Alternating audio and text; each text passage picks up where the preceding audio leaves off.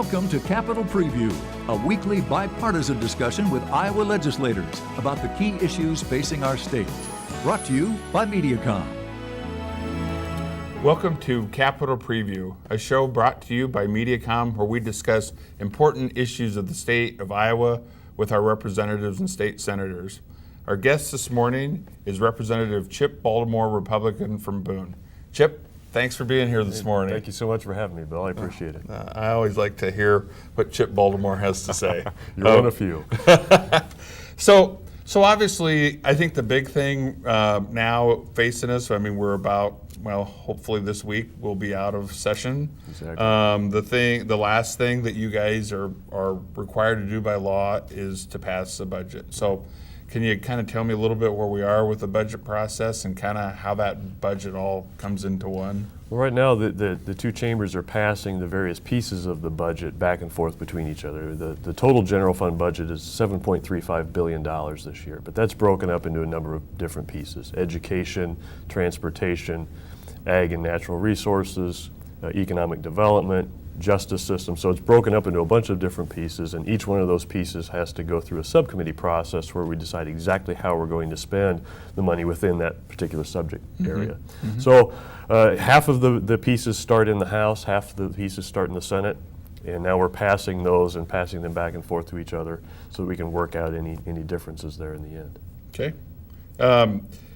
Criminal justice reform, I know that's been a big one down there, and kind of go through that a little bit, explain to people what this is all about and what the process has been to get it to this point. What we're trying to do is to figure out whether there are some alternatives to sending defendants and criminals to prison. Some alternatives in terms, especially in drug areas, in terms of drug treatment, instead of just locking them up for in prison, or in some other areas where they're not violent or horribly violent, whether these mandatory minimum sentences are really necessary. So we're going through that process, trying to come up with some alternatives, whether it's community-based facilities or some sort of enhanced parole or probation opportunities that will actually serve the whole population better. Our number one priority is to keep the citizens safe from criminal elements. Sure. But in the event that a criminal is not particularly violent or hasn't shown violent tendencies, and that the risk is relatively low to the general public, we'd like to rehabilitate that person as much as possible, make them a productive member of society rather than just locking them up for a long period of time. And that's really they don't come out extremely productive at that point. So that's the overall goal, and now we're just trying to work out some of the nuances on how we can make that happen. Is that going to happen this week, or? Well, both the House and the Senate have passed different versions of some limited criminal justice reform. We're working very hard behind the scenes, trying to have some discussions to see if there are areas that we can agree upon. I think some of the mandatory minimum sentences that are out there, fortunately Iowa doesn't have a great deal of them, and those are really reserved for the hardcore violent offenders. Right. But the few that are not, we're working very hard to see if we can reach some agreement to try to find some alternatives to those. Another issue, and we're kind of jumping back and forth, but these are all important issues, and I know that you've been involved in them.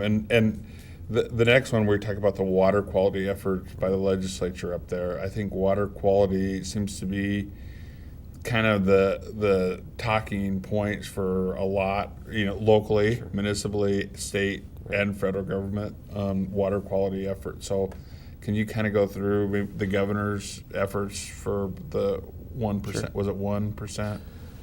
It was the 1 cent sales tax that currently is used for school infrastructure, school buildings. Right. That expires in 2019, and the governor's proposal was to extend that for another 20 or 30 years, and divide it between school infrastructure and water quality efforts on that.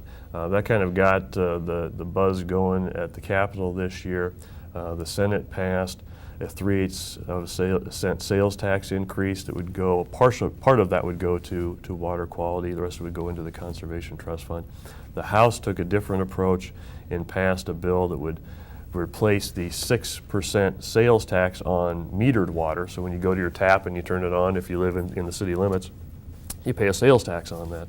We would remove that sales tax and instead make that an excise tax, and then that amount would go to water quality efforts. So I think there are enough differences in funding and in purpose as far as what that money would be spent on right now. I don't think we're going to actually reach agreement on that this session, but we still have a few days left, and we'll see what happens with that. So water quality, I mean, obviously you guys have been brought up to speed on water quality. Do we have a big problem here in our state, or? Well, that's still the subject of some discussion and debate, honestly. Yeah. Iowa, because of the soils that we have, has a great deal of natural nitrate levels. Right. Yep. And we have to decide as a state how clean we want our water when it flows out of the state. And once we figure that out, do we want it cleaner than than naturally occurs? We don't even know for certain how it would naturally occur without all the other influences on it. Yep. But we've got to figure out what levels we want it to be at, and then we need to figure out how do we get to those levels. Then we need to figure out what that's going to cost, and then how we're going to pay for it. So we're kind of starting a little bit backwards, in my opinion. Yeah. We're starting with let's raise a bunch of money first, and then we'll figure out what the problem is and how to fix it. I think that's backwards, and I think that opens the entire system up to a great deal of abuse or guessing or wasted money, Right. in all honesty, as we try to figure out how best to work with it. So I think that's part of the reason why we're probably not going to see anything happen this year, is because we can't quite reach consensus on the nature and extent of the problem, how to fix it, and what that's ultimately going to cost. Very good. So another item that you have been involved in and has been worked on in this session is the medical cannabis bill. Right. So I know we have passed one medical cannabis bill. So tell me what this one is about and what you hope to accomplish by. The problem with the last one that was passed, which was really obvious at the time, was that there was no way to get the medical product here to the state. You Right. couldn't grow it in the state. Right. Our surrounding states, specifically Nebraska, sent us a very strong signal that said they were going to prosecute people transporting any kind of marijuana across their state, because that's their law and they're entitled to do that. Sure, Many right. people were going to Colorado to get it, and Yeah. were driving across Nebraska. So that became a problem. Yeah. And so that is the issue that many representatives and senators are trying to address with any medical cannabis bill this year, as well as expanding it to other diseases and other ailments other than the intractable epilepsy that was the last bill was specifically identified for. So that how to do this, whether to do it, whether to open it up, whether we should grow it here or partner up with another state that does some things. Those are the discussions that are being had right now, all of which does not negate the fact that marijuana in any form for any purpose is still illegal under federal law. The federal government needs to change Right. their Yeah. drug laws Right. to change marijuana from a Schedule I drug, which is illegal for any purpose, to a Schedule II drug, so that the research can be done and it can be treated like any other medicine. How does Colorado get around that? I mean, since the federal law Well, is right, the law of the land of the United Right. States, how do they get? Well, first of all, this started when President Obama signed an executive order saying that they were not going to prosecute these things. And then Congress did come in and in an appropriations bill, tell the Department of Justice that they couldn't use their funds to prosecute people using marijuana for medicinal purposes if they're under a state medical cannabidiol or cannabis program. So, so that's kind of, it's basically the federal government's turning a blind eye to their own law and refusing to enforce it. Yeah. But it doesn't make it any less illegal Right. under federal law. And, Yeah. and if that changes, then I think we can see a great deal of research being done in that area for not just epilepsy, but a lot of other ailments as well. And I think that's ultimately where it needs to go if we're going to get anything productive out So of it. is- Otherwise, you're going to continue to have patchworks of stuff Right. all over the place that are still all illegal technically. Right. And that creates other problems in other areas. I was going to say that kind of breaks down the system because nobody knows, who has jurisdiction, Well, what's illegal. Even to the point of you have some employers that have zero tolerance drug policies. Right. Yep. And Right. if they test positive for marijuana because they're using one of these products, that puts an employer in an impossible position. What do? Do they enforce their policy? Right. Many of them are under laws that say they have to have zero tolerance drug policies. So do they enforce that, or do they allow the employee to keep working even though they tested positive? There's so many different fingers to this concept that until the federal government changes their Schedule I to Schedule II drug law, we really can't work those out very efficiently on a state basis. It's kind of complicated. It's a little bit complicated. Well, Chip, I know the session, I think we're all kind of thinking that the session is going to end this week. So I'd kind of like to get your rating on how you thought the General Assembly did this year, and if you do think you guys will adjourn this week. Right. Yeah, I would probably give it somewhere in a C+ area. We had a lot of difficult challenges to address this year. Water quality, education funding is always a challenge. And we had limited resources to work with.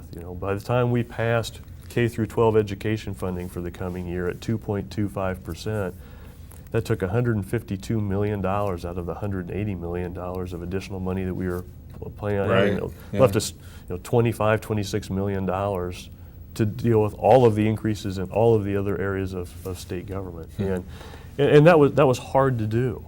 I would have preferred, rather than just sitting there having the education funding fight about how much more we're going to give to schools, I'd like to see some reforms in that area. I'd like to see some efforts to figure out how that money is being spent, and is there a better way to get more of it into the classroom where it will benefit the kids as opposed to spending it in other areas. So I think those efforts really we didn't address as much as we should. Anytime you have limited funds, you should really be digging deep to figure out how they're being spent and in what ways, and are there different things that you can do in that regard. And I think that's probably where our biggest shortcoming was, that would knock my grade down a grade or two. Yeah. Well, and it's tough too. I mean, it's these issues never seem to just be a black and white thing. There's so many tales to them. So. Anytime you have to get 51 representatives and 26 senators and the governor all on board to agree on anything, right. It's never black and white. Yeah. At that point. Chip, we're coming up on the end of our show here, but I guess I would like to get a 20 or 30 second review from you on our presidential election that's coming up and what that looks like. I just kind of want to get you. Well, yeah, from my perspective, it's been extremely entertaining. Oh, yeah. It really has. Yeah. You started out on the Republican side. We started out with 18 different candidates, and we're now down apparently to 3, although if it goes to convention, maybe one of those 3 doesn't get it. Right. The process is working. Yeah. And it's sometimes a painful process, it's sometimes a disappointing process, sometimes it's exciting and surprising, and you never know. So from the Republican side, I think it's been extremely entertaining and interesting to watch, and we've got more to see coming up. Exactly. On the Democratic side, kudos to Senator Sanders for running a race that at the beginning of all of it, nobody thought he even had a chance. 3% recognition. And he's hung in there, and he's fought and scrapped for his ideas. I disagree pretty much 180 degrees from most of them, but that's their process is working as well. And I think ultimately Hillary Clinton will be the nominee on the Democratic side. I think that's more obvious than who's going to be the nominee on the Republican side. Right. But kudos to Bernie for stepping up and running the race and doing what he did. But that's the process, and it's the process that we have, and I think ultimately everyone will hopefully be more informed because of all of the processes that have happened on both sides of the aisle this year. Well, Chip, I appreciate you coming in this morning. Great interview. Appreciate it. Appreciate your work up there at the State House. Thank you. I always love coming in. Yeah. So thank you, and join us for another episode of Capitol Preview.